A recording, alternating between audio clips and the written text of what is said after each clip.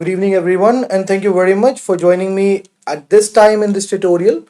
So today we are going to develop again a very amazingly beautiful 3D game in using Python. So we guys will be using Ursina engine for this 3D Pong game that we are going to develop using this Python coding. So let's dive into the platform, start coding the game. So the first thing I would like to do is I would like to import everything from Ursina. So that's the reason I'm using this asterisk over here, import asterisk, right? Then app is equals to Ursina. So that's the basic structure of Ursina. Am I right? So what this code will give you, it will give you a window on which you can bring all the objects you want to see in your game. So let me just run this code and tell you what all things we are going to get from this code.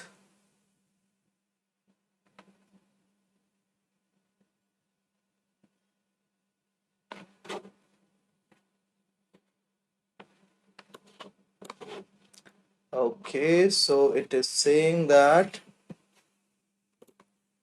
okay, so that's the Ursina window, right? So with the help of these three lines of code, you can easily create a window on which you can bring all the objects you want to see in your game. Okay, so once you're done with that, now if you want to define a specific color for the window which just appeared, so what you can do, you can make use of this thing, window dot color, right? So this is the property with the help of which you can change the background of your game window. So I would like to see an orange color of window, so color dot orange, and let me now save it. And now if I will run this code, so now it's an orange window which I am getting. Okay, now next thing that I would like to do is, let's create a table on this orange window. So table is equal to entity. Okay, and it's, for this model we can have a cube, right? And then for color, I would like to have a green color of table, so color dot green. Okay, and let's define a scale also for this table. So we need to define the numbers for all the three axes, so x-axis, y-axis, and on z I would like to keep 14. Okay, it's time for us to now define the position also, the position at which we would like to see the table. So I would like to see it at this position, 0 comma 0 comma 0. So it will this will help us in getting the table right in the middle of the screen. And then if you want, you can have a texture also. So I would like to have a texture of white cube. So that's what we used in the previous uh, game also, if you remember, white cube. Now let me save the change and run this code and see whether we will be able to get a good table or not in the middle. Yes, we are able to see a green table, but it's not looking like a table, it's looking like a simple bar, right? Why? Because we are able to see the side view of the table. We need the top view. We would like to see the top view of the table, right, in order to uh, see the table properly. Now how should we rotate the camera's position so that we can see the whole table this code has created for us? Now that's the question. So it's very simple. We can make use of this camera dot position, right, and let's have it positioned at this point, so 0 comma 15 comma minus 26, right? So if I will position my camera at this point, let's see what is going to happen. Okay, so I am not able to see the table. uh, Let me just change this to 1.5. Then if I will run this code, whether I will be able to see the table or not. Okay, it's visible to us now and it's looking quite cool. Okay, fine. 1.5, I would like to see the top view of it. So let me just do one thing. Let me keep this camera's position. This is equal to this, and let me just rotate the camera along the x-axis. So for rotating the camera along the x-axis, we can use this camera dot rotation underscore x, and let's rotate it by 30 degrees. How about this? I hope I will be able to see the table more properly now. Yeah, that's the view which I wanted to get, and now we are able to see all the sides of the cube properly, right? I hope you're enjoying this thing. Okay, it's time for us to now define the paddles, right? So we are going to, it's a two-player game, right? So we are going to have two paddles on this green table. So one paddle, the first paddle I would like to define over here for the player A, and the second one here for the player B. Fine. So let's hit this cross button for closing the window, and just after this code where we have defined, which is helping us in creating the table on the window, let's define the variable in which I would like to save the code for the player one's paddle, right? So paddle A, and we'll use the same thing entity, the one that we used here, right? Because it is also a kind of, it's also a kind of bar thing. So entity is the function with the help of which we can create it. So for this parent, I would like to pass this thing table, right? And then I would like to have a green black color of paddle. Okay, so color dot black,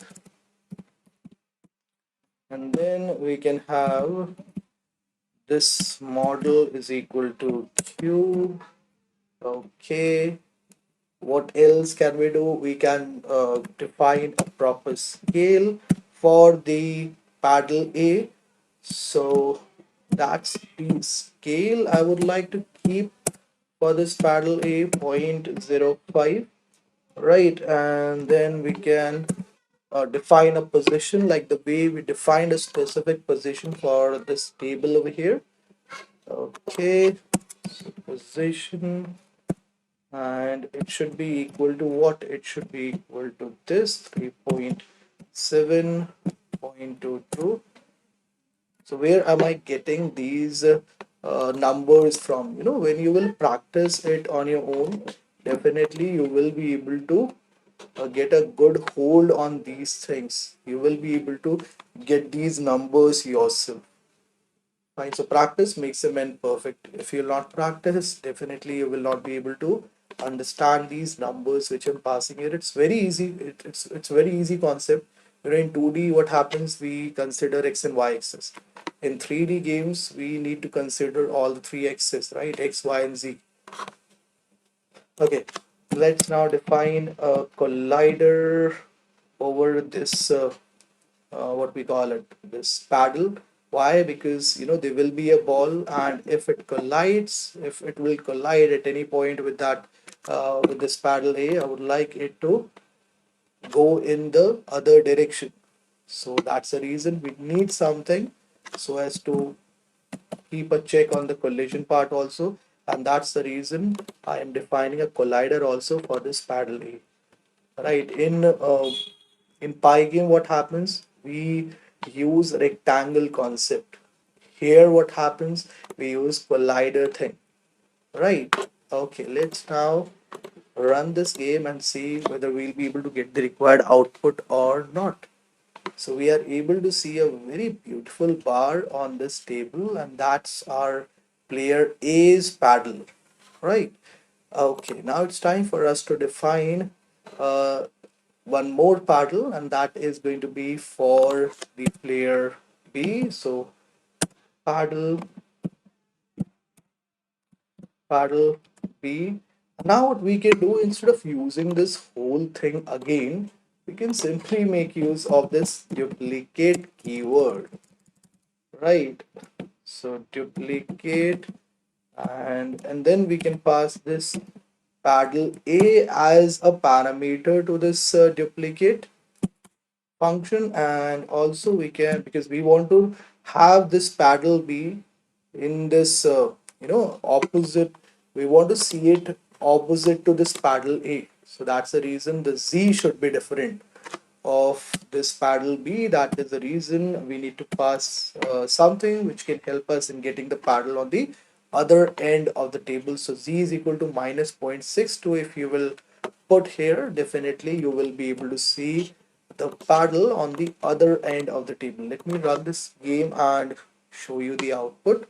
Okay, so now we are getting two beautiful paddles, and we are able to see them on the table, and this is paddle A and this one is paddle B, right? It's time for us to now define a line somewhere in the center. Okay, so that we can divide this table into two different parts. So this part is going to be of this player A, and this part is going to be of this player B, right? Okay, let me just close this window. Fine. I hope this much of code is clear to all of you. In case you have any issues, anything you want to ask, please go ahead and let me know in the comments section. Whatever issues you have, you can share it with me in the comment box. Okay. Okay. And let me do one thing before defining the line. Let's define some text also, so that the user who's going to play the game, he can know that which paddle can be used for the player A and which is of the player B. So that is also very important. So what we can do here, just after this code, we can make use of this text function, right? So here I would like to see player A, sorry, player A, right? And let's give it a scale also. Scale, let's give it this, and then we need to define the position also. We want to see the text getting reflected. So I want to see it at this point, minus point 0.1 comma 0.32. Let me just save the changes and see whether I will be able to see this player A getting reflected on this or not. Yes, I am able to see this player A now on this display window, right? I'm copying this whole code and I am putting it over here. It's time for us to do the same thing for player B also. So player B, okay, and scale is going to be 2, position is going to be let me make it minus 0.32. If I will do it like this, if I will pass minus 3.2 over here, definitely it is going to come on the opposite end, but it is coming on this bar. I would like to see it somewhere down over here. So instead of this 0.32, let's make it 0.4. I think that will give us a proper output. Yes, this is looking perfectly fine now. Okay, so we are done with defining the required text also on the game window. Now let's define a line somewhere in the middle of the table. So line is equals to, again we'll make use of this entity thing. To this parent we can pass table, right? And then to this model we can pass quadrilateral. Okay, and let's define a proper scale also for this. So 0.88, then point 2 and point 1 we can have. Time for us to define a position for this line that we are drawing. So I would like to see it getting reflected right in the center, right? So what shall be the position? That's what we need to first see. So position can be, let's make it 0 comma 3.5 comma minus zero point 0.2. Right now if I will save the change and run this game, let's see where we will get the line. Okay, so it is showing us this error. Now why is it showing us this error? Because I haven't put this thing over here. I think now if I will save the change and run it, the round brackets were missing earlier, so that's the reason we were getting an error. Yes, I'm getting a very beautiful line, and that too in the center of this in the middle of this table. It's good, it's great. So it is now dividing this table into two parts. This part belongs to this player A and this part belongs to this player B. Right, let me just close the window, and now it's time for us to define the code with the help of which we can get a ball kind of thing on the table. So ball is equal to, again, using this entity, because we are creating a new entity, right? So to this parent I would like to pass table, and then model should be equal to what? You guys have to guess and tell me what should the model be equal to. So it should be equal to a sphere. That is absolutely right. Please don't make it cube, okay? And what kind of ball would you like me to define on the table? Green color or red color or black color? Let's make it red. I think red is going to look good on the green color table we have on the display for a game. So scale, let me just pass 0.05. And now if I will run the game, I hope I will be able to see a beautiful ball. I am not able to see any ball here.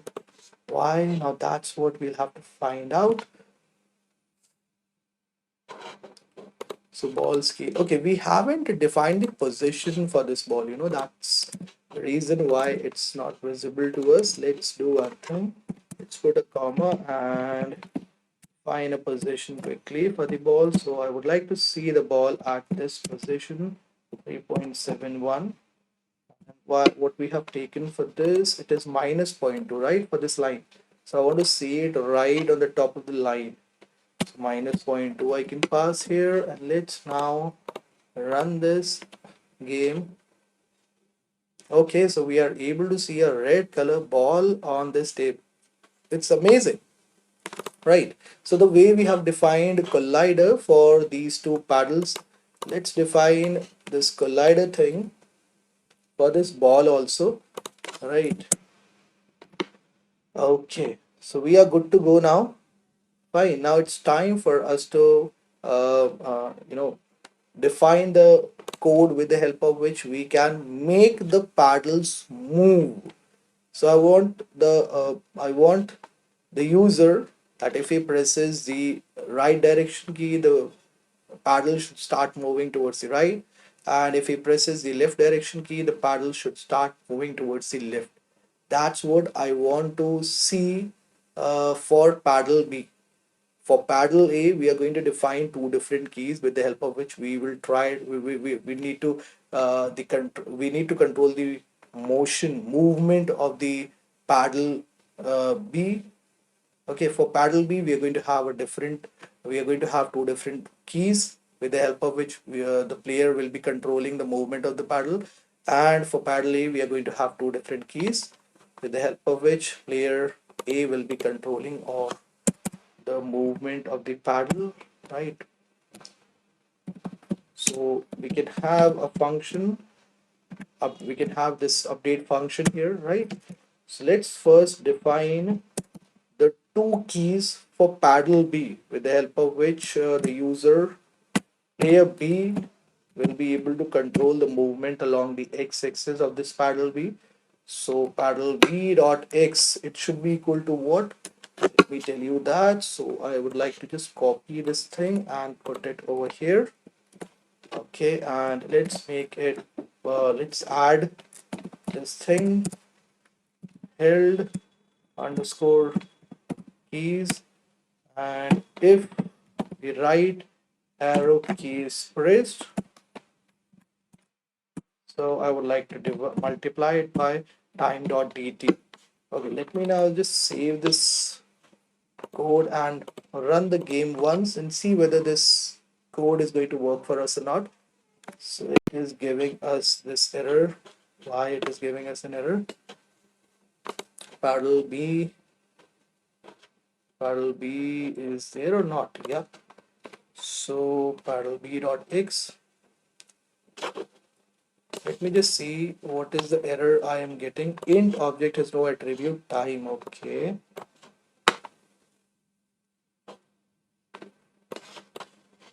So here we are getting an error. Okay, I need to put an asterisk sign here, right? That's the reason I was getting an error. Now, if I will run the code, I think I will be able to come over. Okay, let me now check whether I am able to move this player B's paddle in the right side or not. So I'm pressing my right direction key and I'm able to move it in the right side. See, it's beautiful, right? Similarly, if you want to see it moving in the left side, we can have this left arrow over here, and in place of this plus we need to have a minus sign. Let's now run this game and see whether we are going to get the required output or not. So I'm able to now move it in both the direction and the movement is extremely smooth. I am really enjoying this game. Okay, perfect. Let me close this window. So it's time for us to define the code with the help of which we can, player A can move the paddle A along the x-axis in both the direction. So what I am doing, I'm copying this whole code and I am putting it over here. Let's replace these B's with A's like this. So if the player will press the, let's say, A key, the or else we can make it D, right? So it will go in the left direction, right direction, and if the user will press the A key, so it will go in the left direction, right? Yeah, let me save the changes and run this game and see whether we'll be able to move both the paddles now or not. So I'm able to move this paddle B of player B, and I'm able to move the paddle of player A also, and it is, the movement is so smooth, it's amazing. So this is what I wanted to tell you in this lecture. So this is the first part of the Pong game which I am shooting right now. Tomorrow I will be showing you the final thing, right? So we'll be defining the collision part, we'll be working on the collision part, and the movement of these player A, player B's paddle, and the movement of this ball. So tomorrow we are going to work on that. So please be there in the lecture. Now before ending this meeting, I would like to visit the comment section. If I have anything to answer, definitely I would love to answer the queries. Just give me a short moment. I am almost there. Okay. I hope you guys enjoyed this lecture. Chandan Yadav. Can you take a session on download Python and how to run the game in it?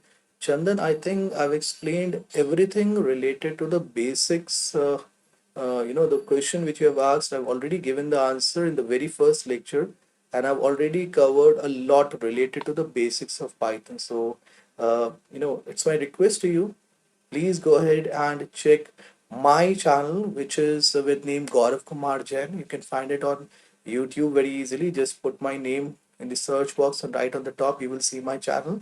So you can check the you can check the tutorials in which I've explained the basics of Python. So you'll find all the things related to basics.